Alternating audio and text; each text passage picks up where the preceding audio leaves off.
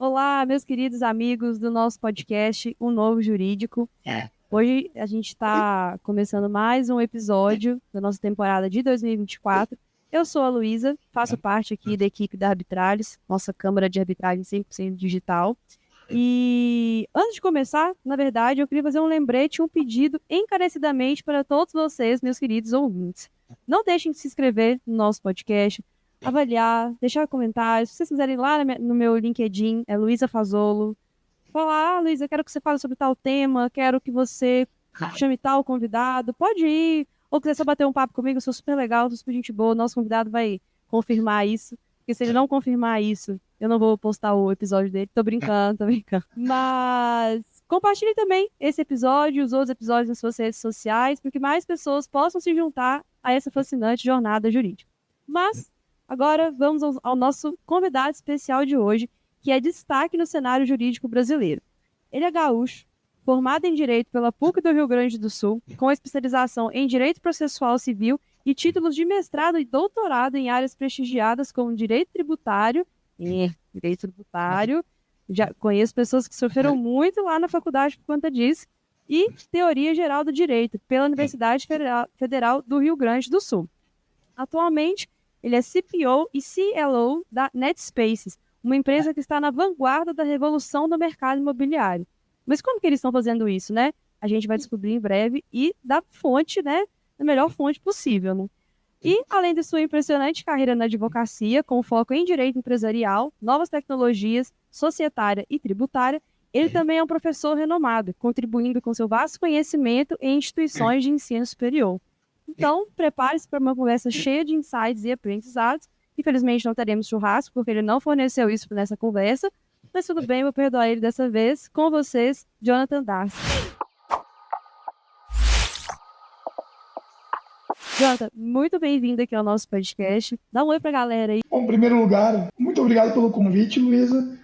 Eu prometi que eu ia conversar com você e cá estou mantendo a minha promessa. Então, quero agradecer em seu nome pelo convite para participar do Novo Jurídico. É um prazer para mim. E, pessoal, prazer falar com vocês que estiverem nos ouvindo aqui.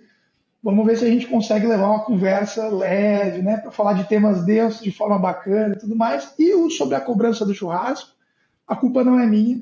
A culpa é da Luísa, que não proporcionou a infraestrutura para fazer um churrasco adequado. Vamos corrigir isso no futuro, pessoal. Vamos corrigir isso no futuro. Mas, Jonathan, vamos lá. Para começar, me conta um pouco do seu caminho até a fundação da NetSpaces e o que te inspirou a entrar no mundo de tokenização de imóveis, né? Como que você viu a oportunidade de inovar nesse mercado e principalmente no mercado tradicional, que é o direito como um todo, né? Mas o direito imobiliário também. A história da NetSpaces, ela é a história de uma transação de pagamento de R$100. Que loucura que ele está me falando, mas eu explico. Acho que foi isso em algum momento de 2020. A minha empresa de tecnologia tinha feito investimentos com outro fundador da NetSpaces, fundou junto comigo, fomos um dos primeiros fundadores. E aí eu decidi que eu queria a validação dele, porque o Andrés é um cara espetacular, tem um currículo maravilhoso, invejável em digitalização de mercados e novas tecnologias, né? Tem por trás aí do currículo dele 2 unicórnios, enfim, fora que é um cara espetacular, tem um currículo e um conhecimento espetacular sobre digitalização, e eu queria o feedback dele. Então o que eu fiz? Eu peguei e usei o Mene para mandar R$100 para ele de um pagamento assim, cold call ou cold payment para ele direto, e ele recebeu então um pagamento de R$100, que depois foi seguido de uma mensagem particular minha, falou: tudo bem, seguinte, estou mandando para você aqui um pagamento, tudo mais para você falar, agradeceria seu feedback, etc. Ele não me respondeu por umas 48 horas mais ou menos, e quando respondeu, a mensagem dele foi mais ou menos assim: olha, obrigado pelos R$100. Esse negócio de pagamento já foi. Provavelmente, assim, muito bacana a sua tecnologia, mas isso não é muito, né, mais atual. Você deveria estar procurando outras coisas, como blockchain. Por curiosidade, na verdade, eu tenho um background muito antigo em blockchain.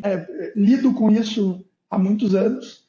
Para ser mais preciso, ali por 2015, né, tenho essa imersão na tecnologia. E aí eu falei, olha, curiosamente eu entendo um pouco disso, e nisso nós marcamos uma conversa. E foi um papo que eu me lembro até hoje, muito agradável, ele se apresentando, eu me apresentando para ele, contando histórias da vida.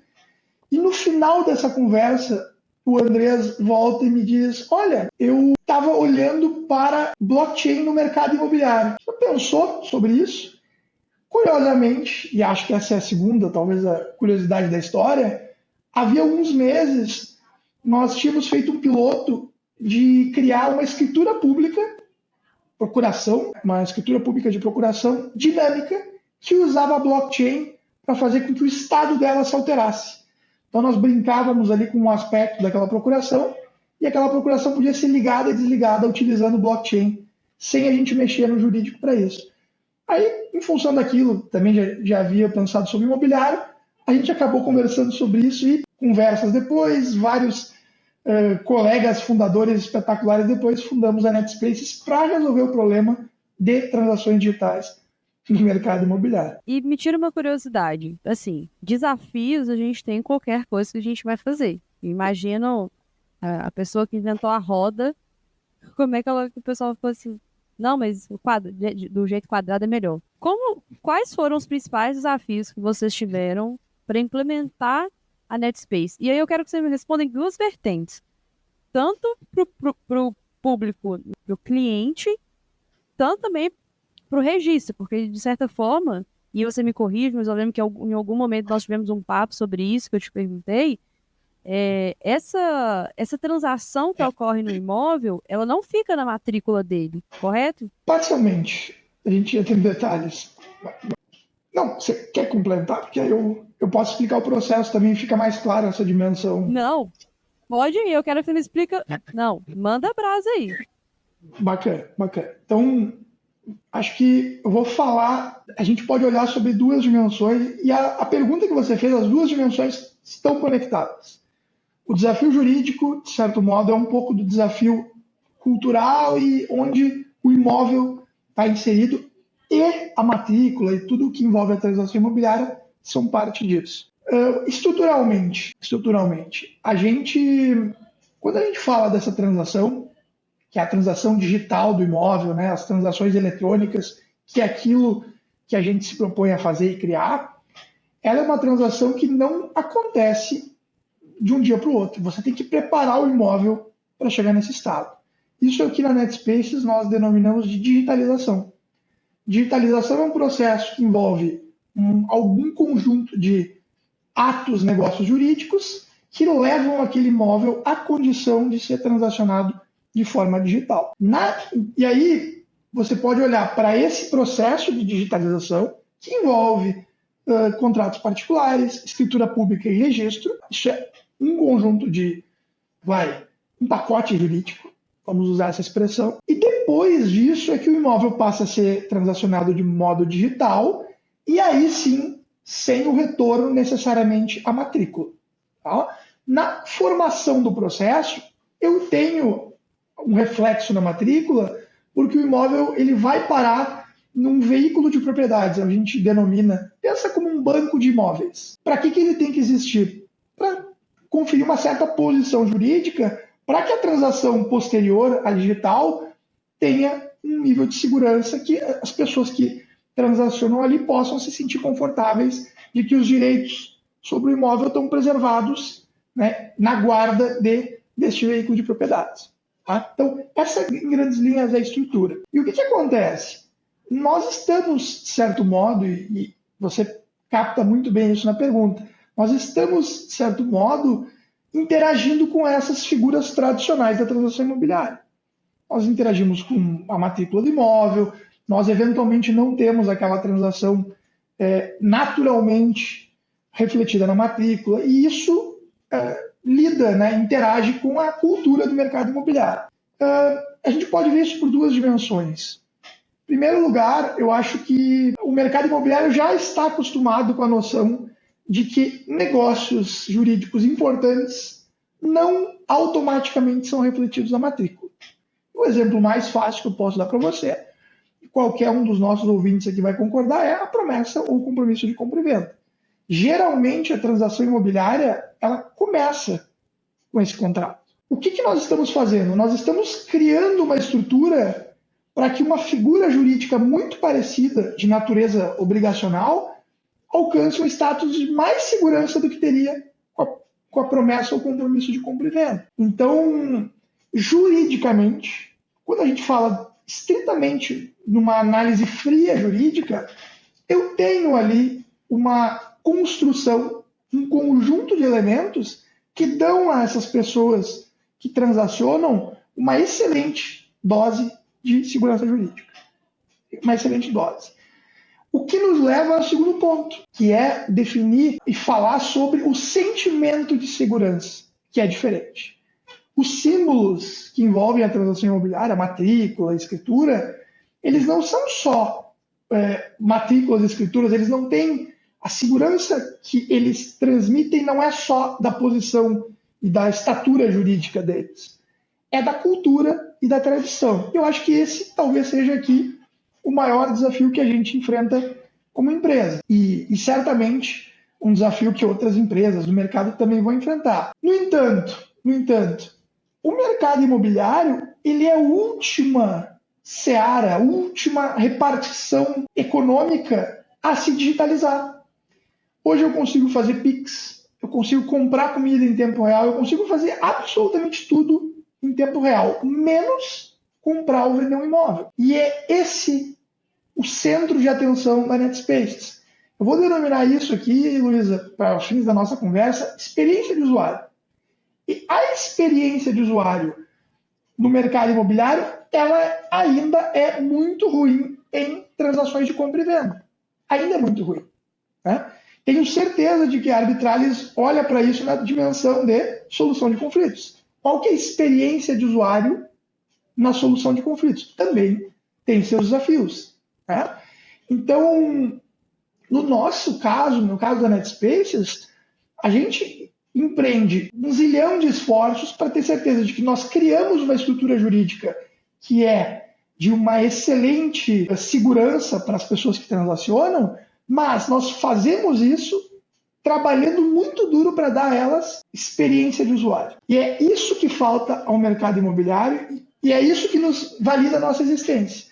No momento em que as estruturas tradicionais passarem a conferir experiência de usuário, a NetSpaces não precisa existir. Aí os usuários vão usar as plataformas que vão interagir diretamente com notários, registradores, tudo vai acontecer de forma instantânea. Até que isso ocorra, enquanto isso não ocorrer, nós precisamos de estruturas que operem como camadas sobre essas muito importantes estruturas também. Registro de imóveis, tabelionatos, tudo mais. Então, a gente se vê, Luísa, como uma estrutura de camada. Nós somos uma camada acima de registro de imóveis que usa de uma composição de figuras jurídicas para alcançar um resultado aí seguro para as pessoas, mas que tem como direcionamento total de cultura proporcionar a experiência de usuário para as pessoas. E elas querem. Assim, sem deixar muito conceitual, mas só para tirar eventuais dúvidas, e aí até parafraseando muito professor de escola, que a dúvida do coleguinha pode ser a do outro coleguinha que está calado, me conta de uma forma bem básica, por que essa forma de usar blockchain, e aí se eu estiver falando alguma coisa de maneira errada, você me corrige, porque, assim, sou meio noob nessa área, mas por que o blockchain é tão seguro? Por que a sua operação, por que eu, por exemplo, comprar um imóvel pela NetSpaces, né, usando a plataforma NetSpaces, vai ser seguro para mim e não vai ter correr o risco de amanhã explodir e eu ficar sem o imóvel e sem o meu investimento? Excelente. Em termos de segurança, a guarda desses direitos sobre o imóvel, eles são sempre executados, ela sempre ocorre por uma entidade que existe só para guardar direitos sobre o imóvel. Então, a gente às vezes conversa ali, né, com bancos e parceiros do mercado para discutir a estrutura jurídica desse veículo de propriedades. E muitas vezes, na primeira interação ali, de alguém que está dialogando com a gente de forma... não se debruçou muito sobre estrutura e tudo mais, a pessoa vai lá e diz, por que eu deixaria meu imóvel no nome da NetSpaces? Que é um arredondamento muito grande do que a gente faz. Não é assim que efetivamente as coisas são. O que a gente tem dentro da NetSpace é um veículo de propriedades que experimenta uma governança que não permite a gente, empresa NetSpaces, mexer com os imóveis, onerar imóveis, vender imóveis e tudo mais, de modo que eles só existem, estão lá para serem guardados. Aí você me emendaria uma pergunta para dizer, não, mas então quer dizer que a NetSpaces quer ser dona de todos os imóveis do mercado e guardar absolutamente. O que nós criamos foi um modelo de uma estrutura jurídica para a guarda de imóveis. Né? Hoje nós temos mais de um veículo de propriedades, tem de outras empresas já, uma outra empresa parceira da NetSpaces tem um veículo de propriedades, porque assim o quis, que observa os mesmos padrões que nós criamos, de governança, de auditorias, etc. Guardar imóveis é muito ruim. Ninguém quer. Nós temos que rodar auditorias internas 2 vezes por ano, matrículas, atualizar, etc. É uma carga, uma responsabilidade muito grande. Mas ela é necessária. E aí, quando a gente fala de blockchain, hoje a gente está naquele momento da história que a gente ainda tem que discutir estruturalmente essas tecnologias. Como é que funciona? O bloco, o hash, tudo mais. Para a gente arredondar entendimentos, podemos pensar em blockchain como aquela tecnologia tal que permite transações transparentes e muito seguras com quaisquer coisas, armazenamento de informações e transações. É a primeira tecnologia a permitir transações com esse nível de segurança. Então, quando a gente une imóveis, ativos caríssimos, geralmente para as pessoas que estão nos ouvindo, muitas delas talvez vão comprar o seu primeiro imóvel, talvez tenham um imóvel só ao longo da vida. E para elas é o ativo mais importante da vida delas. As pessoas não sabem, por exemplo, que numa compra e venda de imóvel existem várias formas na compra e venda tradicional de você fraudar ou sofrer uma fraude. Vou dar um exemplo aqui de uma transação ou de uma possível fraude que pode ocorrer com escritura de registro. Se uma pessoa está comprando um imóvel dela e vai lá pela manhã assinar uma escritura pública, estou comprando aqui o imóvel, assinaram a escritura para mim, sou comprador, paguei o preço, nada impede que o vendedor saia daquele tabelionato e vá em outro e faça a mesma escritura pública para uma outra pessoa, com documentos parecidos, e será titular daquele imóvel, dono, proprietário, aquele que primeiro registrar o título. O que em tecnologia blockchain a gente chama de double spending, gasto duplo. Então, quando você utiliza tecnologias como blockchain, você consegue impedir gasto duplo, você consegue impedir fraudes que somem com patrimônio, você consegue impedir que uma transação seja pagada, etc, etc.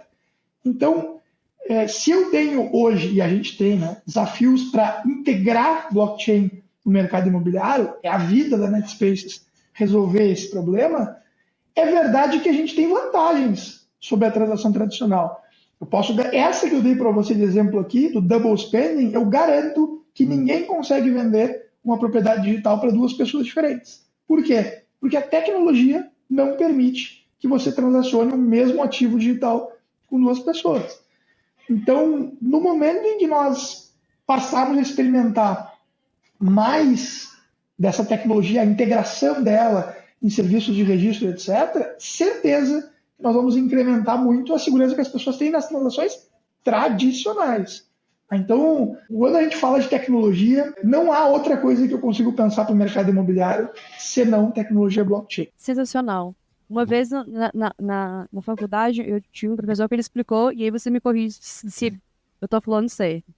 Basicamente, a segurança é porque são pequenos algoritmos, ou vamos pensar num elo de corrente, né? Por isso eu acho que vem do blockchain, que vão se unindo, e da maneira que eles se unem, é impossível, inclusive, ter essa fraude ou ter esse double check, né? Double payment, que você comentou, né? Então é basicamente nessa linha. Então, vai unindo os elos e não tem como dar problema no resumo da história, né? É exatamente isso. De forma bem simplificada, isso funciona mais ou menos assim. Imagina que eu tenho Vou tentar... É difícil em áudio a gente resolver esse problema, mas vamos usar a imaginação aqui. Imagina que eu tenho uma planilha de Excel, acho que fica mais fácil para as pessoas pensarem. Em cada linha eu tenho uma transação. O que é uma transação? Eu tenho um remetente, uma quantidade e um destinatário. E uma hora e dia em que essa transação ocorreu. Vamos simplificar assim. Eu tenho ali um conjunto de transações, certo? Vamos assumir também que as pessoas que transacionaram têm aquela quantidade que elas podem transacionar. Exemplo, mandei para você R$1 e aí eu tenho essa quantidade e, portanto, essa transação vai ser aprovada.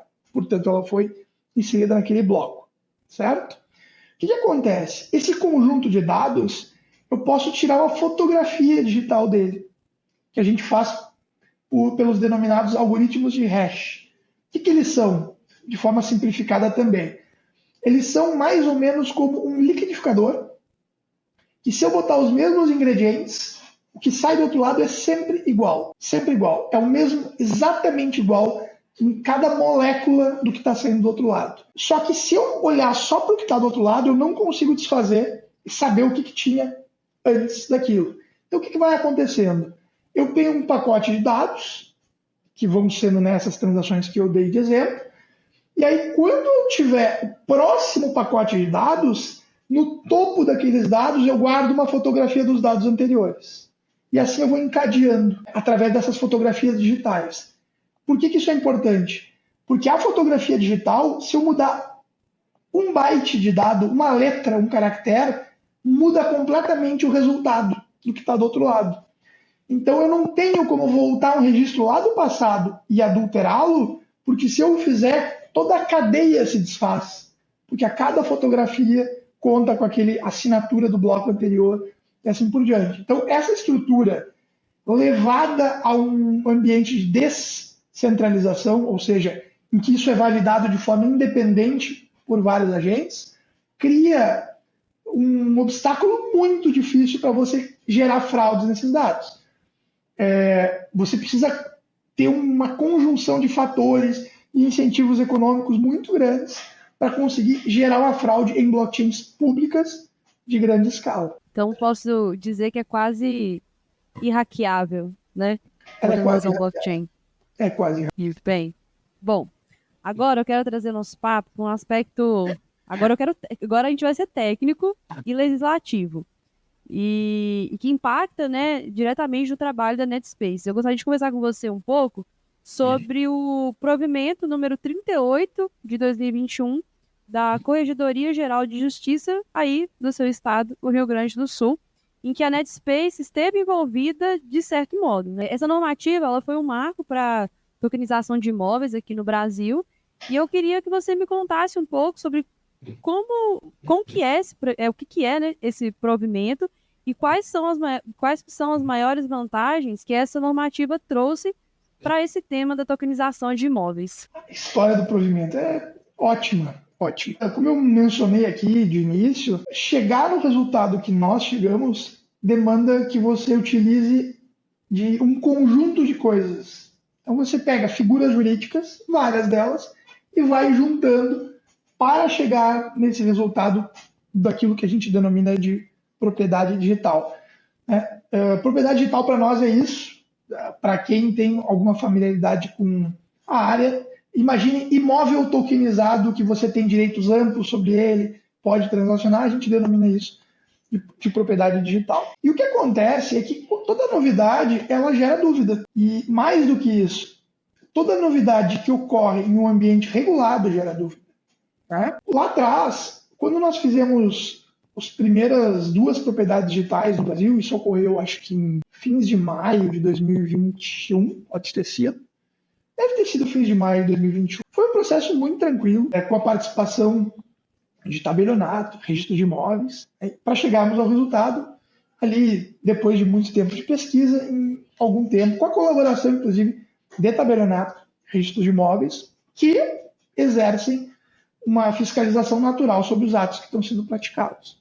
A estrutura de tokenização de propriedade digital, na nossa acepção, ela não é uma estrutura que precisa de regulação para existir. Ela se beneficia de regulação, mas não precisa. O que aconteceu? Depois que nós fizemos as primeiras, as entidades notariais e registrais, percebendo que aquele é um negócio que escalaria, que teria quantidade, né, que poderia até suscitar algum debate sobre determinados aspectos, decidiu levar o assunto para que a Corregedoria Geral de Justiça avaliasse quais requisitos seriam importantes de ter nos atos e tudo mais, né? Fizesse uma avaliação sobre, inclusive, se a atividade era boa, como que deveria ser exercida, etc.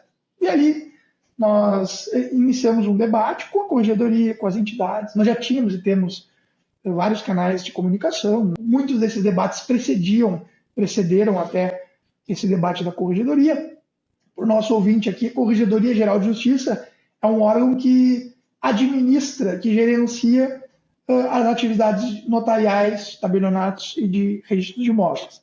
Então, aquela Corregedoria do Rio Grande do Sul decidiu se debruçar sobre o assunto.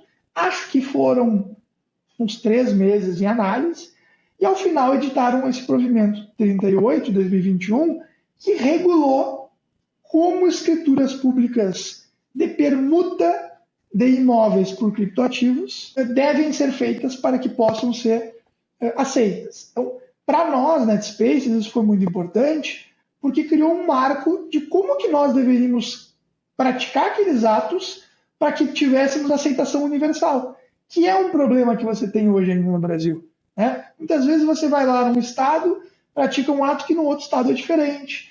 Às vezes você pratica um ato notário que não registra depois. Enfim, ainda existe muito desse desafio.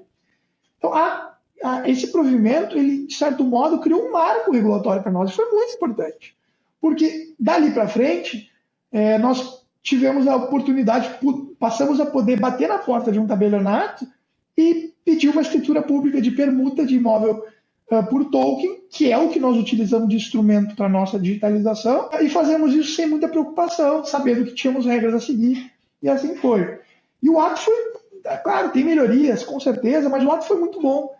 E foi tão bom que esse ato acabou sendo copiado pelo Estado do Rio de Janeiro. A Corregedoria de Justiça do Rio de Janeiro, acho que em 2022, ali, alguns meses depois, editou um ato muito semelhante, com requisitos muito semelhantes também, para a prática do ato. A gente imagina que pode ser uma tendência.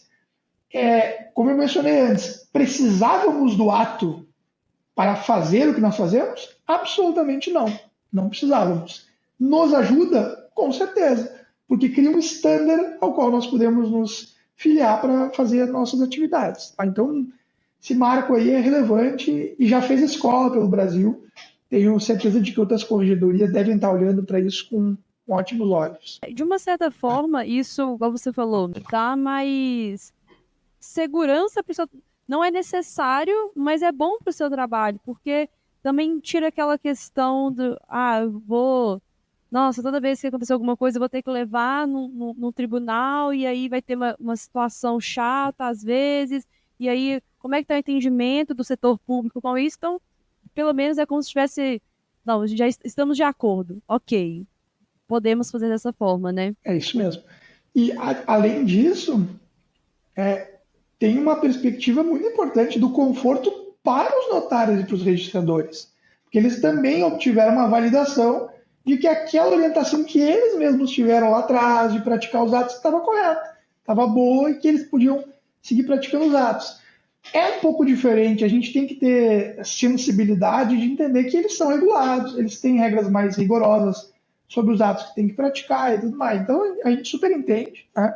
A gente super entende. O conforto das classes, né, foi geral depois do que o ato foi praticado, até porque existe polêmica no Brasil sobre se tem que ser feito do jeito A, do jeito B, do jeito C, e certamente há vários jeitos, mas esse é um jeito que já foi feito, foi regulado e muito testado aí por 2 corregedorias de justiça no Brasil. Muito legal.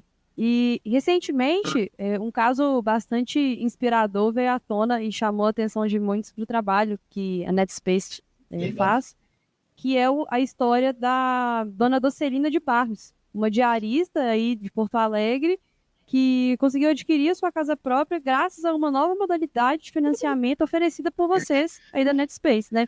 No qual o imóvel é anexado a um token não fungível como garantia. Essa história ela é um ótimo exemplo de como que a tecnologia ela pode democratizar o acesso à moradia. E aí, tendo em vista essa situação, eu queria que você me contasse um pouco mais sobre a visão da NetSpace em relação à democratização do acesso à moradia própria e como que a empresa vê o seu papel nesse aspecto social e quais são os planos de vocês para o futuro para expandir essas oportunidades? Pô, essa pergunta me lembra o dia em que a operação aconteceu e são meses de preparação, nós temos que ligar a opinião de um jeito, ligar a opinião de outro.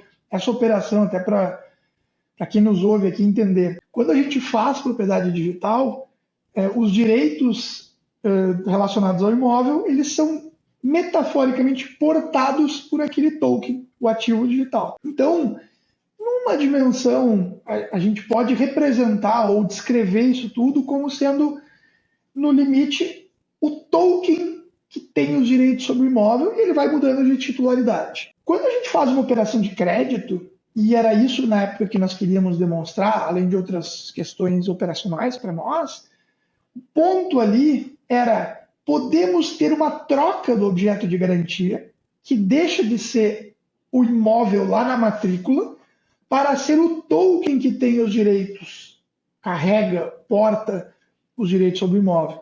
Por que isso é importante aqui? Por que foi importante na época?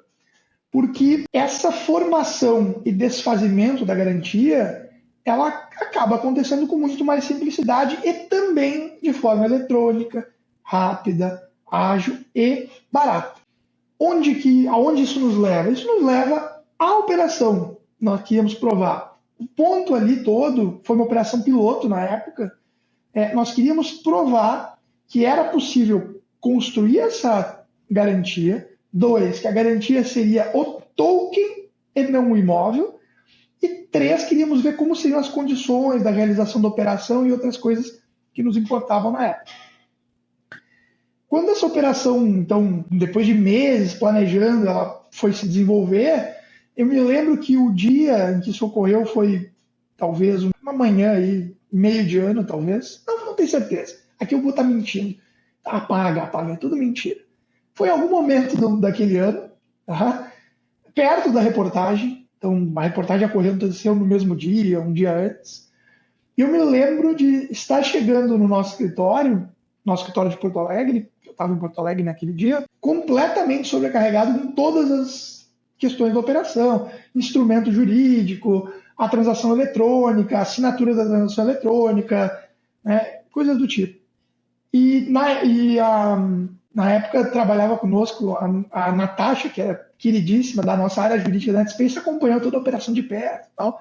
Se a Nath estiver nos ouvindo, Nath, saudades tuas na NetSpaces. Eu quero ver se ela vai nos ouvir aqui depois para ver como é que está o alcance, viu, Luísa, da nosso podcast aqui. Então, eu vou deixar esse recado para a Nath como um easter egg para ela. A Nath acompanhou aquilo de perto, assim, fez um trabalho espetacular na preparação da operação, como também no dia. E acompanharam, então, a Docelina. E no meio, ali, sobrecarregado por tudo aquilo, instrumento jurídico, NFT, como é que a coisa aparece, detalhes técnicos, daqui a pouco, eu me lembro que comecei a receber as fotos dela recebendo a chave do apartamento, dentro do apartamento. E aquilo me emocionou. Me emocionou porque eu mesmo, para mim aquilo era uma operação teórica que a gente testava uma possibilidade, estruturava, preparava para a escala e tudo mais. E eu menosprezei até aquela manhã, final de manhã, que aquilo estava tendo um efeito na vida daquela pessoa. Foram as fotos, todo mundo abraçado, o pessoal da imobiliária, né? Foi muito bacana, que me lembraram do que aquilo ali significava. Para a Docelina, ela não se importa tokenização, blockchain, para ela é completamente irrelevante. Claro, ela tem que ter certeza de que ela tem algo em que ela confia, etc. Mas eu tenho certeza de que o nível de confiança que ela terá na empresa, nas pessoas, no corretor da transação, ela também não vai entender os detalhes técnicos de uma matrícula, da segurança jurídica de uma operação tradicional. Isso não é um assunto para ela. Para ela, o que importa é ter acesso ao imóvel, ter a sua casa, poder morar e tudo mais. Então, na NetSpace, nós temos o André Braz, um colega muito querido e brilhante também, que trabalha com toda a nossa experiência de usuário, etc. E o Braz tem uma fala dele muito boa, que é que a gente está num momento em que a explicação sobre essas estruturas ainda é um assunto. Mais ou menos quando o micro-ondas veio e as pessoas perguntavam como é que funcionava o micro-ondas, se, né, tinha ali um canhão eletromagnético mandando ondas e tudo mais. Para as pessoas em geral, o que importa é aquecer comida. Elas não querem saber como é que funciona o micro-ondas, elas aceitam que ele aquece comida. Então, da mesma forma aqui, esse assunto tecnológico, jurídico e tudo mais é infraestrutura, mas para as pessoas o que importa é acesso. E a tecnologia confere esse acesso. No momento que a gente consegue tornar uma transação que envolve um monte de agentes, uma transação leve, em que a gente consegue formar e desfazer uma garantia, em caso de não pagamento, numa operação de crédito, com facilidade, e esses predicados vão aparecendo, qual é o resultado disso? O resultado é pessoas que compram imóveis mais felizes, pessoas que emprestam dinheiro com menores taxas, etc, etc. Então, no fim do dia, a gente aqui se preocupa com a cozinha, com como é que funciona o micro-ondas, as pessoas só querem saber de aquecer comida, só querem saber de taxas de juros mais baratas, acesso a imóveis e tudo mais. Tenho absoluta convicção de que a escala dessa tecnologia, de outras empresas que façam coisas semelhantes, vai proporcionar às pessoas acesso a imóveis de forma que nunca foi vista. Não só pela facilidade da tecnologia, mas porque esse tipo de tecnologia como a nossa permite transações pequenas com imóveis. Ninguém faz transação de 0,5% de um apartamento ou de uma sala comercial. Não é porque é juridicamente impossível, é super possível. Mas as máquinas não se movem para vender meio de imóvel para as pessoas. Então, não é só sobre uma linda carteira digital que nós temos, preciso fazer essa propaganda aqui e outras coisas que a Netspace constrói. É sobre qualidade, custos de transação, etc., que a tecnologia faz e aí sim é imbatível. Pessoal, já falo para vocês de antemão. Antes de terminar aqui o nosso papo, digitem lá netspace.com.br e dá uma olhadinha. O Jonathan, no final, ele vai explicar melhor pra gente como funciona, mas eu acho muito, muito, muito legal toda a ideia do que é a Netspace. Eu já tinha achado muito revolucionário da primeira vez que eu vi. E depois que eu vi essa história, né, da Celina, eu falei, cara, que legal, porque além de ser uma coisa inovadora, a gente tá, assim, a gente, né, aí eu falando, né, me incluindo na Netspace, mas vocês vão podendo proporcionar o sonho da casa própria para uma pessoa que às vezes ia ser tão mais trabalhoso ela chegar nesse sonho dela, né? A gente sabe, comprar imóvel ou, enfim, qualquer transação imobiliária, ela costuma ser chata. E é o que a gente falou no começo do papo, você estava comentando, né? Que é como pensar na Netspace como uma customer experience muito melhor do que o customer experience que a gente tem no geral. Então, parabéns por isso, por estarem mudando, né, a nossa sociedade e tá de alguma forma ajudando. Mas vamos lá, que tem muita pergunta ainda pela frente. É só fazer uma adição, Luísa, que é isso mesmo. Apenas para quem está nos ouvindo, para acessar é netspace.org e não .com.br. É na netspace.org. E até para o pessoal que quiser criar carteira e tudo mais, a Netspace costuma fazer, de vez em quando, algumas campanhas para que as pessoas possam degustar o que é ter um imóvel ainda que numa fração pequenininha. Então a gente faz a gente chamou de usufruto digital, é como se a pessoa tivesse um pedacinho de imóvel por um tempo, ganhando um pouquinho de aluguel para entender como funciona. Então se cadastrem lá, façam as carteiras de vocês, eu tenho certeza que o time da Netspace vai fazer uma dessas campanhas aí nos próximos meses para vocês verem como é que é ter um pouquinho de imóvel digital e entenderem o que a tecnologia proporciona. Tá vendo? A gente falou melhor do que eu. E aí, peço desculpa pelo erro aí, que é .org. Me perco um pouco nessas nomenclaturas da internet. Apesar de ser... Mas eu acho que eu nasci no final dos anos 90. Então, assim, eu sou nativa digital, gente. E ainda assim eu me perco alguns conceitos. Acontece, né? Mas vamos lá. Uma recente colaboração entre a Netspace e a Amify, e se eu estiver falando de maneira errada, você pode me corrigir, introduziu uma inovação notável no mercado imobiliário brasileiro, que é a primeira operação de financiamento imobiliário com a tokenização de um imóvel real. Você, né, como CLO, ou vamos lá, diretor jurídico da Netspace, deve ter enfrentado desafios, assim, únicos e interessantes ao navegar por esses aspectos legais de uma operação dessas, né, uma operação pioneira. Você pode compartilhar comigo quais foram esses principais desafios jurídicos que você encontrou no momento de estruturar essa operação? Claro, a Anfy, eles são parceiros excepcionais, são uma empresa que a gente tem um grande respeito na Netspace, porque eles também são do ambiente de tokenização, mas de investimentos e ativos dessa natureza. Eles são um pouco diferentes do nosso perfil, mas trabalham com inovação de ponta. Então, a gente tem uma sinergia muito boa, relacionamento entre os times, entre os diretores há bastante tempo. A operação que a gente fez com a Amfy, ela significa a preparação de escala daquilo que nós havíamos feito com a Docelina. Então, nós começamos a criar as estruturas que fazem uso, se suportam naquilo que nós aprendemos do passado e, junto com eles, nós começamos a criar condições para a escala dessa operação. Nessa operação que a gente fez aqui, nós mudamos alguma coisa que não ficou bacana no passado, ajustamos naquilo que seria fundamental para nós termos facilidade no controle pelo nosso parceiro, no caso de fluxo de caixa de operação, etc.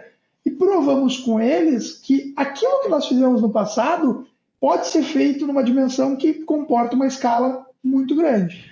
Então, a operação que, tanto do nosso lado quanto do lado deles, passa por jurídicos de primeira linha. Não podemos nós mesmos internamente dizer que a operação é boa. Eu adoraria endossar todas as operações da Netspace, mas a gente precisa validar externamente todas elas, faz parte do nosso dia a dia. Fizemos isso, trabalhamos um bom tempo e conseguimos demonstrar que isso é muito escalável. É muito escalável numa dimensão que confere para a outra ponta, que é um potencial investidor numa operação de crédito tokenizado, que foi o que a Amfy fez, graus de segurança equivalentes ao que esses investidores teriam numa operação de crédito com garantias tradicionais. Esse foi o nosso objeto de validação, e aí desde então nós começamos a construir estruturas aí que vão levar isso a uma escala.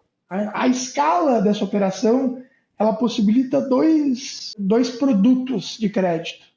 Então ela possibilita financiamento, ou seja, alguém que está utilizando do crédito para comprar um imóvel, ou home equity, né, que é o empréstimo com garantia imobiliária. Os dois casos, a transação comporta muito bem. É barato de você mover a garantia, é barato de você construir, desfazer.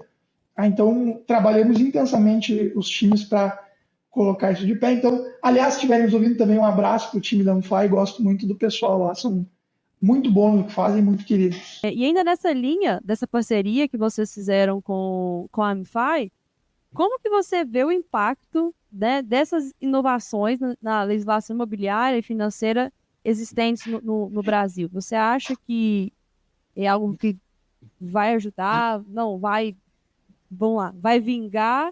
Ou a gente ainda tem muito ainda que se discutir, muito que ser trabalhado? Eu tenho absoluta certeza de que não vai vingar, já está vingando. Então, tudo aquilo em que nós trabalhamos, como aquilo em que eles trabalham, a dimensão deles, já é o presente. Já é o presente. Já tem validação, já tem discussões. Cada um desses produtos que a gente vê, quando a gente fala disso, de certo modo, nós estamos falando de uma fotografia do passado. Uma fotografia do passado. Então, isso é algo que ocorreu. Nós já fizemos validações, discussões, estressamos problemas. Quando a gente coloca em produção, a gente tem no jargão técnico, é o que vai para a rua, né? Quando entra em produção, é porque já é verdade, já estressamos e tudo mais. E o que eu acho que, de certo modo, nós, eles e outras empresas de inovação nesses âmbitos tentam provar é que inovação é sobre fazer melhor coisas que você já fazia no passado. Às vezes você derruba uma coisa ou outra, às vezes você só melhora alguma coisa, mas é sobre melhoria. Ninguém faz inovação por capricho ou por luxo. Você usa novas tecnologias porque você precisa. Aliás, você deveria usar novas tecnologias porque precisa e não porque quer. Digo isso porque duas tecnologias que as pessoas adoram dizer que tem e às vezes não precisam é blockchain e inteligência artificial. É uma loucura. O cara usa inteligência artificial para não sei o que você está usando isso. Ou blockchain, coisas que blockchain... Nossa, blockchain é um ser muito muito exigente. Ele é meio caro, meio lento, meio engenhoso, então você só usa para coisas que realmente precisa. Mas o ponto aqui é que naqueles âmbitos em que essas tecnologias repercutem e funcionam bem, a gente vai provando, a gente falando por nós, outras empresas do mercado, que você consegue fazer coisas tradicionais de forma melhor. Isso ocorreu com cartão de crédito no Brasil, pelo Nubank, ocorreu com os bancos digitais em relação ao relacionamento dos clientes com os bancos, arbitragem na relação que as pessoas têm com conflitos de interesse, arbitrários, enfim. Então, é sobre isso. É sobre você mostrar que você pode fazer coisas ou resolver problemas antigos de novas formas, de formas melhores. E faz parte do trabalho que todas as empresas de inovação passam, que é estressar as estruturas atuais. Nós fazemos isso. Estressar quer dizer que nós precisamos nos depositar em estruturas.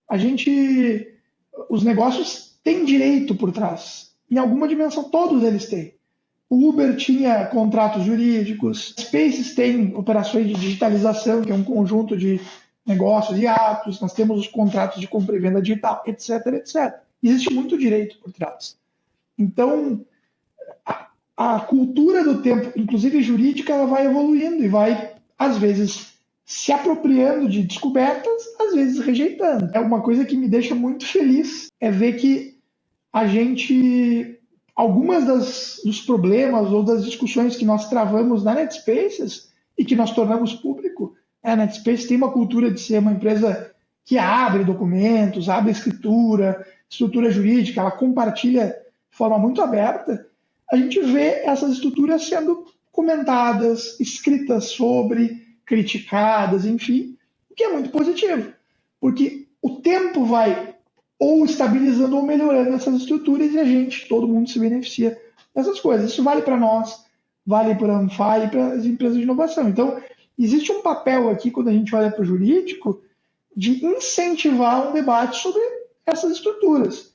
Eu me lembro que eu tenho uma dimensão acadêmica na minha carreira e a minha carreira acadêmica foi muito teórica. Assim, eu tenho uma paixão, eu amo discussões altamente filosóficas. Acabei me transformando num ser jurídico que gosta ou do altamente filosófico ou do altamente prático, e muito pouco do que está no meio. Eu me lembro que, ao tempo do meu doutoramento, defendi em 2015, então já fazem 9 anos. As discussões eram muito assim, teóricas, de coisas antigas, né? E eu me incluo nessa discussão e nesses assuntos. É útil, muito útil, mas nós temos questões práticas e problemas muito reais para resolver, né? Então, acho que quando a gente junta o jurídico, o novo jurídico, no âmbito das discussões do que as startups, do que as empresas precisam, o que a gente faz? A gente está levando o jurídico para frente, a gente está carregando, muitas vezes incentivando um debate legislativo, um debate normativo no âmbito, como você mencionou, do provimento e outros, enfim. Então, o que isso nos leva, né, Luísa? Nos leva a um advogado que tem que se comportar um pouco diferente hoje do que o advogado do passado. Ele não pode receber uma demanda hoje de alguém, um grupo de loucos que quer construir transações digitais com imóveis. Não pode. Como não pode? Não, deve ter uma forma de você fazer, deve ter várias formas de você fazer. Algumas melhores, outras piores. Então, a gente tem aqui uma demanda de uma cultura diferente do profissional, que hoje, 2024, é diferente da cultura que se viveu até uns anos atrás. Já é diferente nos últimos anos, não é como era, já estou falando que nem velho, né? No meu tempo, porque eu fiz faculdade, não faz tanto tempo assim, mas já tenho os meus cabelos brancos. Então, é diferente um pouco da cultura que eu fiz na minha formação, no meu bacharelado, na minha graduação, do que a gente está vivendo e demandando hoje.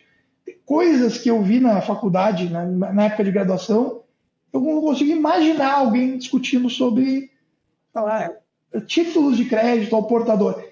Eu estou sendo aqui estou sendo grosseiro. Me desculpem, pessoal, se alguém fala sobre isso. Me desculpem se... No geral, o que eu quero dizer aqui é que existem assuntos mais quentes que podem envolver um pouco mais de visão de futuro do que as empresas estão precisando. Se vocês falarem de títulos de crédito tokenizados, coisa do tipo, aí funciona. É muito engraçado a gente ver como, e principalmente depois do advento da internet, como que uma pauta que foi debatida há pouco tempo atrás, há 5 anos, talvez eu considero pouco tempo atrás, um debate de algo, já fica obsoleto. Então, assim, se eu não me engano, 2022, 2023 foi quando explodiu as inteligências artificiais. Agora você não... Se você tem um negócio ou... Enfim, qualquer coisa, se você não utiliza a inteligência artificial, é como se você fosse alguém com um Nokia 5200 na era de iPhones. Então, e é isso, faz até o gancho para a pergunta que eu quero, né, já caminhando aqui para nossos finalmente, vai na pergunta que eu quero fazer para você, que é, qual conselho que você daria hoje para o profissional do direito, e aí seja tanto o acadêmico, o estudante, né, o estagiário, ou o advogado recém-formado, que está meio perdido e quer inovar, mas não sabe como, porque ele saiu da faculdade e a faculdade não ensinou ele a fazer isso.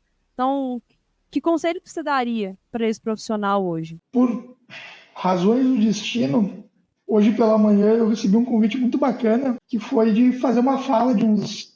O convite era de 15 minutos e eu acho que eu me estendi um pouco mais. Talvez tenha falado aí uns 25, 30. Mas de fazer uma fala de abertura do planejamento estratégico de um escritório de advocacia, que basicamente queria, em grandes linhas, abordar isso. Ou seja, como que eles e os profissionais deveriam ser, ou daqui para frente, o que se espera deles em relação a todas as inovações e tudo que a gente está experimentando. Então, eu tô com essas considerações muito frescas na minha cabeça. Pensei um pouco sobre isso para poder levar para eles uma mensagem que eu considerasse relevante, algo que, né, pudesse impactá-los. E eu comecei minha fala, eu fiz ali alguns slides, eu não sou muito bom em fazer slides, então já assustei pessoas com os slides que eu preparei, mas eu imaginei que para essa fala envolvia alguns números e algumas projeções de futuro, que eu precisava de slides. Então, cometi o pecado de fazer slides eu próprio.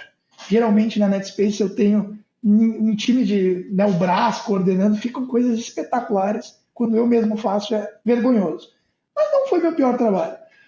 Na tela inicial desse meu slide, eu pontuei 1º de agosto de 2025 como o tema central da minha fala para aqueles advogados. O que essa data representa? Me parece que ela terá. Ela é um marco do que eu considero são 18 meses para que a gente tenha socialmente inteligência artificial geral, AGI, é como se discute aí. E essa é uma tecnologia, uma plataforma tecnológica que, ao lado de outras 4, blockchain, robótica, armazenamento e geração de energia e as novas formas de sequenciamento genético, quando elas se juntam, elas, de certo modo, indicam que a gente vai viver uma era, nos próximos 10 anos que eu estou contando de 2025, tá, pessoal? Agosto de 2025, 10 anos para frente. Uma era da maior prosperidade econômica que a gente já viveu na humanidade. Tem um gráfico muito famoso, quando você olha o PIB dos últimos 2.000 anos, o desenho dele é uma linha reta até o século XVIII, quando começa a ter uma pequena inclinação, já relevante, e ao final do século XIX, ela dispara numa linha que é quase vertical. O que driva aquilo? É uma polêmica, né? Agora tivemos em Davos o Milei falando que é liberdade econômica e tudo mais, não vou entrar nessa discussão, mas eu tenho certeza que dá para fazer uma correlação muito clara entre tecnologia e aquele crescimento econômico. O conjunto dessas plataformas, que é, de certo modo, consolidado, concentrado pela inteligência artificial, e nos próximos 18 meses eu acho que vamos ter a chamada e famosa inteligência artificial geral, mais inteligente que os humanos, capaz de se melhorar, extrapolar problemas, etc., vai levar a uma era de inovação que nós nunca vimos. E nós já vimos algumas boas. Essa que eu mencionei, que a gente poderia representar como revolução industrial, a primeira e segunda. Tivemos era na internet, com era de inovação, etc, etc. o que nós vamos passar a ver daqui para frente são cenas de filme. E esse filme, no qual nós somos todos coadjuvantes ou atores, é um filme que vai desafiar tudo aquilo que nós fazemos. Na área jurídica, o direito ele tem uma vantagem de ser considerado aquilo que se chama de uma área que não é a prova de falhas e erros. Quando você comete um erro de redação de um texto, uma AI comete um erro de redação de texto, você corrige o texto. Uma imagem errada, você corrige a imagem. Quando você perde um prazo processual, você perde um prazo processual. Quando você erra um contrato, você fixa uma relação. Então, aquilo que os advogados fazem, via de regra, não é a prova de falhas. As falhas custam muito caro. Isso vale para a medicina e outras áreas. Então, são áreas que provavelmente não sofrerão substituição ou aqueles fenômenos que a gente imagina na fantasia que a AI vai tirar a vida de todo mundo. Não acredito nisso. Acredito, sim, em prosperidade, em geração, aumento de produtividade. E é sobre isso que se trata. Então, o que vai acontecer nas carreiras jurídicas de toda natureza? Essas ferramentas, elas virão como um suporte absolutamente essencial para incremento de produtividade. E isso, nós podemos gostar ou não gostar. Então, eu já ouvi pessoas dizendo, eu não gosto de inteligência artificial, julgamento dessa natureza. Super aceito, acho que é válido. Há um fato aqui que é, gostemos ou não, eles incrementam a nossa produtividade e, portanto, somos obrigados a utilizar. Se um advogado consegue ampliar 200%, 300% a sua produtividade, ele pode ampliar em alguma escala, talvez proporcional, talvez desproporcional, a sua remuneração. Os assuntos de cliente que ele consegue utilizar. Então, se ele tiver a melhor gestão do seu interesse particular e do seu cliente, ele deverá utilizar essas ferramentas. E o que elas estão conseguindo já em pouco tempo é assustador. Ao final de 2022, quando nós tivemos o lançamento do ChatGPT, eu falo por mim, fui pego de completa surpresa com o nível que se alcançou com a ferramenta ali. E eu mexo com inteligência artificial particularmente há alguns anos. Claro, lembrem, sou advogado, formação jurídica, então não dá para confiar muito nas minhas skills tecnológicas. Mas sei improvisar aqui e ali, executar código, né, fazer aplicações com algum grau de complexidade, não muito grande. Então eu mexo com isso há um tempo. E o salto que se deu dali, naquele marco, foi muito grande. E o próximo salto que se deu já em 2023 foi absurdo. E nós estamos vendo o custo de treinamento das inteligências artificiais caindo na ordem de 50%, 70% ao ano e a capacidade se multiplicando muitas vezes. As AIs são medidas por tokens que elas conseguem mandar para fora, né? Seria o equivalente a algum proxy de texto, de palavras. Então, o ChatGPT acho que era 2.000 tokens que ele escrevia. O GPT-4 da última versão são 120.000 tokens. Se multiplicou por 60 em mais ou menos um ano. Então, a minha estimativa de inteligência artificial geral, eu vou manter aqui. Você me cobra, Luísa, se eu estiver errado, e eu vou cobrar você se eu estiver certo, de que até agosto de 2025 nós teremos esse fenômeno e vai alterar a vida de cada profissional do mercado. Não seria diferente para o jurídico. Eu acho que o profissional jurídico ele tem que abrir a cabeça e entender que essas ferramentas o beneficiam. Elas vêm para auxiliar, aumentar a produtividade, eliminar trabalhos ruins que às vezes a gente não quer fazer, de resumir coisas. É para esse tipo de coisa. E para aqueles com mais apetite para a inovação, para que eles interajam com essas ferramentas e criem as novas gerações daquilo que virá para, eventualmente, executar serviços novos e tudo mais. Quer ver um exemplo aqui? Eu acredito, realmente, que nós teremos, em algum momento, máquinas que vão conseguir antecipar um resultado de um julgamento, de modo que as partes que estão em conflito vão testar suas teses e saber se elas têm alguma chance antes de entrar numa rota de litígio. Coisas dessa natureza que eram absolutamente impensáveis há 4 anos atrás são realidade hoje. Então, nós vamos ter mudança naquilo que nós fazemos, novas formas de resolver problemas, etc. E aquele advogado que não quiser participar disso, aqui sim acho que ele pode ter um probleminha de adequação a um tempo que não vai comportar alguém ali que, né, não quer ser mais produtivo, não quer ser mais eficiente no que faz. Não existe esse espaço em nenhuma profissão. Nenhuma profissão pode viver com a ideia de ineficiência, não vai ser diferente na área jurídica. Vamos colocar até um lembrete, tá? No nosso Google Agenda. É agosto de 2025, né? 1º de agosto de 2025, nós já teremos uma manifestação da AGI, Artificial General Intelligence. Aliás, sabe se me convida, Luísa? Você me convida para um podcast no dia 1º de agosto de 2020. Já deixa o convite. Manda invite agora, prontinho. E aí lá a gente vai testar para saber se era verdade ou não minha previsão. Pode ser? Mas eu acho que essa previsão ela tem grandes chances de ser verdade. Porque, não, igual a gente estava comentando, o ChatGPT, ele chegou, acho que foi no final de 2022 mesmo, né? E hoje ele faz, assim, vamos ser muito sinceros, boa parte do trabalho, principalmente de produção de conteúdo que eu vejo no LinkedIn. Eu vejo que o pessoal parece que usa, inclusive, o mesmo prompt de comando. E porque os textos ficam muito parecidos, os assuntos ali. Então eu meio acredito. Inclusive, eu estava vendo recentemente uma matéria no qual o próprio Poder Judiciário já está implementando isso dentro dele. Não sei ainda direito como que vai ser essa utilização, mas até o Poder Judiciário. Então, é muito provável, sim, que é aquela coisa, né? Daqui para frente não tem como ir para trás mais. Então, é com certeza só mais inteligência artificial. E não, gente, essa inteligência artificial não é igual o Homem Bicentenário daquele filme que passava na sessão da tarde. É muito mais profunda do que somente isso. O filme é muito bom também, vai. Adorava esse filme com o Robin Williams, eu acho, nenhum dele. Mas agora, né, infelizmente, nosso papo tá chegando ao fim, mas não sem antes te pedir uma indicação de um filme, de um livro, de uma série, de uma novela, de um quadrinho, que você acha que é legal compartilhar aqui, tanto comigo quanto com o pessoal.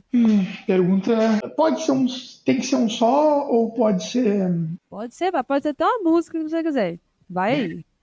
Vamos lá, livro é fácil para mim. Sempre, meu livro favorito é A Lógica do Cisne Negro, do Nassim Taleb. Meu livro favorito disparado.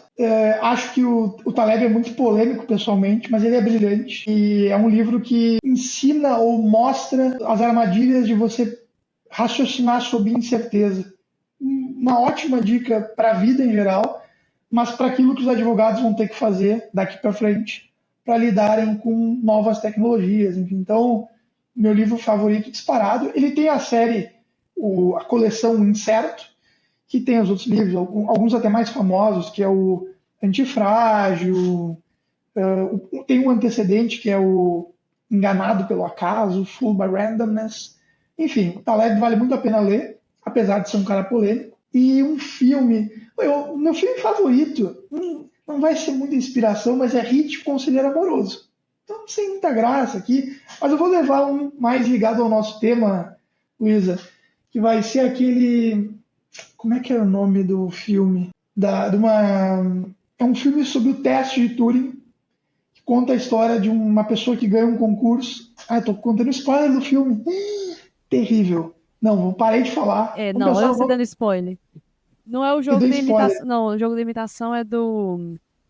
Não, é ele? Não é o jogo da imitação. Né? O jogo de imitação? Ex Machina é o nome do filme. Ex Machina. Ah, sim. Muito famoso. Muito famoso. É excelente filme. Ex Machina. Exatamente. E o filme até é engraçado. O filme, de certo modo, ele representa uma versão moderna do teste de Turing, que, na minha opinião, o teste de Turing, para quem não sabe, é um teste teórico que foi imaginado por Alan Turing, acho que é década de 50. O ruim de fazer aqui ao vivo é que a gente pode errar os dados, mas eu vou chutar a década de 50, em que ele concebeu como provar a ideia de que eu tenho uma máquina inteligente, e o teste consistia em uma pessoa, não sabendo que dialogava com uma máquina, ser enganada por ela, de que efetivamente era uma máquina, etc. E o filme trata desse assunto. Na minha singela opinião, teste de Turing já foi passado há pelo menos há mais de um ano, pelo GPT-4, com certeza. E tem inteligências artificiais, que não tem todas aquelas camadas éticas e tudo mais, que não se importam de enganar o humano, que certamente enganariam o humano. Então, pensem basicamente que em algum momento vocês vão estar escrevendo pelo WhatsApp, achando que estão falando com um atendimento humano, e é uma máquina que está convencendo vocês que é o João Carlos, atendente da pizzaria X, e é uma máquina pegando pedido, fazendo pedido. O filme é sobre isso, é muito bom, vale a pena, fica a minha dica para vocês, e daí vocês podem depois dizer lá em 2025 o que acharam. A gente fala sobre ele, viu, Luísa, em 2025, na nossa próxima conversa. Sobre ele e sobre o livro do Cisne Negro. Inclusive, muito legal você ter indicado esse livro, porque eu já tinha visto, eu estava procurando uma nova leitura dos próximos tempos, e ele apareceu para mim ali de indicação, e eu tinha ouvido falar já do Antifrágil, que era muito bacana, então acho que é um sinal para ler esse livro do Cisne Negro. Pessoal, inclusive, ele está num preço interessante naquela loja digital que a gente compra muita coisa e chega no máximo 1 dia, 2 dias depois. Pois é, ela tem um preço muito legal. Mas, Jonathan, poxa, obrigada demais por esse papo. É sempre muito legal conversar com você, particularmente falando. Sempre aprendo muito.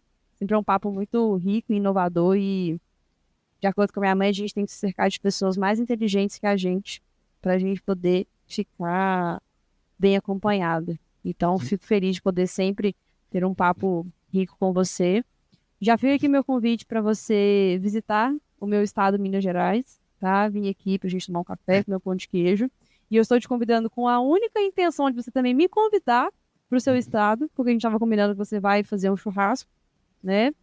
Porque boatos que ele conseguiu transformar uma barriga de porco de R$12 em uma iguaria de simplesmente um restaurante 3 estrelas Michelin. Então, quero muito isso. E, brincadeiras à parte, muito obrigado de verdade pelo seu convite. E conte sempre comigo aqui, que você precisar. E, pessoal, netspaces.org, vai lá, entra, pesquisa um pouco, entra no perfil do Jonathan também lá no LinkedIn. E, cara, muito massa a ideia da Netspace. Sucesso demais para vocês. Ô, Luísa, muito obrigado. O convite é um grande prazer. Obrigado pelas palavras. Tenho certeza de que não mereço toda a dimensão delas, exceto pela parte do churrasco, que aí sim eu preciso confessar que ali é verdade e ali eu consigo mandar muito bem. Vou aceitar o seu convite do pão de queijo, com certeza. E aí a gente pensa na contrapartida da barriga de porco ou alguma outra coisa que a gente possa fazer no Rio Grande do Sul. Vai ser um prazer receber você aqui. Então é isso, pessoal. Muito obrigado por terem ouvido a gente. Dúvidas, comentários, vai lá na nossa página do LinkedIn. E é isso, um abraço. Tchau, tchau.